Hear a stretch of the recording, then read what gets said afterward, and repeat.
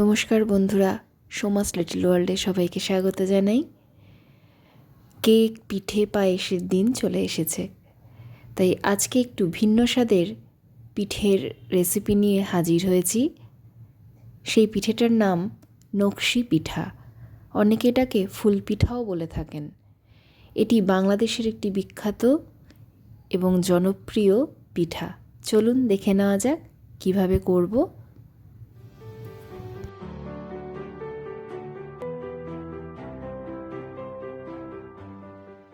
এই পিঠেটি বানানোর জন্য খুব বেশি উপকরণের প্রয়োজন হয় না। এখানে আতপ চালের গুঁড়ো আর গুড় লাগে। আপনারা এখানে গুড়ের বদলে চিনিও ব্যবহার করতে পারেন, আর খেজুর গুড় বা আখের গুড় যে কোনো একটা ব্যবহার করতে পারেন। এইবার গুড়টাকে নিয়ে ভালো করে পাক করে নেব। এই গুড়ের পাকটা একটু ঘনই হবে এবং আঠালো হবে। এইবার পাক হয়ে গেলে গুড়টা এক সাইডে রেখে দিয়ে চালটাকে ভালো করে সেদ্ধ করে নেব। আমি এখানে 1.5 কাপ মতো চাল নিয়েছি এবং তার জন্য 1.5 কাপ মতো জল নিয়ে সেই জলে একটু লবণ দিয়ে ভালো করে ফুটিয়ে চালটাকে মণ্ড বানিয়ে নেব।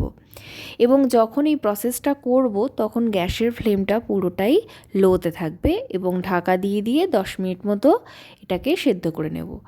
এরপর থালার মধ্যে এটাকে ছড়িয়ে দিয়ে একটু ঠান্ডা করে নিয়ে হাতে ঘি মাখিয়ে নিয়ে এটাকে ভালো করে স্মুথলি মাখিয়ে নেব। এইবার মাখানো হয়ে গেলে এবার একে সমান ভাগে ভাগ করে নেব।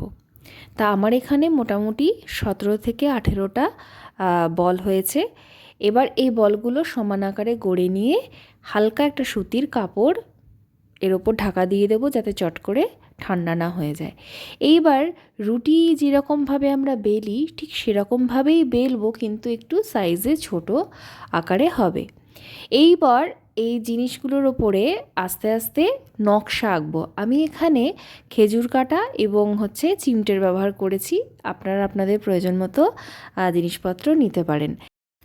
আমি এখানে আমার পছন্দ মতো ডিজাইন তুলছি। বেশ কয়েকদিন ধরেই অনলাইনে এই পিঠেটা আমি রেসিপিটা দেখতে পাচ্ছিলাম। আমি জীবনে কখনো এই পিঠেটা খাইনি বা বানাইওনি, এটাই আমার প্রথম বানানো। তা প্রথমবারই বানিয়ে দেখলাম খেতে খুবই সুন্দর হয়। তা এখানে ডিজাইনটা আমি মোটামুটি আমার পছন্দ মতোই করেছি। দিয়ে এবার ছাঁকা তেলে এটাকে হালকা হালকা করে ভেজে নেব। এবার একটু সময় নিয়েই ভাজতে হবে যাতে ভেতরটা কাঁচা না থাকে। এরপর এরকমভাবে হালকা হালকা লাল লাল ব্রাউনিশ আকার হলে জিনিসগুলোকে ভেজে নেব। আস্তে আস্তে আমি সমস্ত পিঠেগুলোই ভেজে নিচ্ছি। আমি আমার পছন্দ মতো প্রত্যেকটা পিঠেতে ডিজাইন করেছি। আরও বেশি স্বাদ বাড়ানোর জন্য অনেকে এখানে নারকেলেরও ব্যবহার করে থাকেন, কিন্তু আমি নারকেল বাড়িতে না থাকার জন্য এখানে নারকেলের ব্যবহার করিনি। আপনারা চাইলে এটা করে দেখতে পারেন। এইবার পিঠেগুলো আমি একটা ঢাকনার ওপরে নিয়ে ডিজাইনটা করেছি, তাতে আমার সুবিধে হয়েছে। আপনারা চাইলে এটা চাকতিতেও করতে পারেন। পিঠেটা আপনারা সংরক্ষণ করে রাখতে পারেন বেশ কয়েকদিন। এয়ারটাইট কন্টেনারে রেখে দিলেই এটা অনেক দিন পর্যন্ত রাখা যাবে এবং এটা বেশ মচমচে থাকবে। এই পিঠার গায়ে বিভিন্ন ধরনের নকশা আঁকা হয় বলে এই পিঠের নাম নকশি পিঠা। সাধারণত এই পিঠেগুলো মেয়েরাই বেশি বানিয়ে থাকেন, সেই জন্য একে মেয়েলি শিল্প বলা যেতে পারে। এবং এই পিঠের বিভিন্ন ডিজাইনের ওপর ভিত্তি করে এই পিঠেগুলোর নামও বিভিন্ন রকম হয়, কখনো শঙ্খলতা, কাজললতা প্রভৃতি। কারণ মনে করা হয় যে সমস্ত ডিজাইন তোলা হয় সেই সমস্ত ডিজাইনেরই ওপর এই পিঠেগুলোর নাম হয়।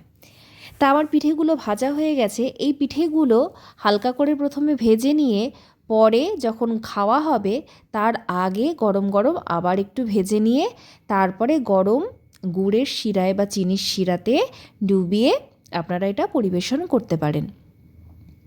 এই পিঠেটা অনেকে হালকা মিষ্টি হিসেবে খেতে পারেন, তাহলে পুরোপুরি চিনির রসের মধ্যে বা গুড়ের রসের মধ্যে ডুবিয়ে না রাখলেও চলবে, ওর থেকে হালকা করে ছড়িয়ে দিলেই হবে।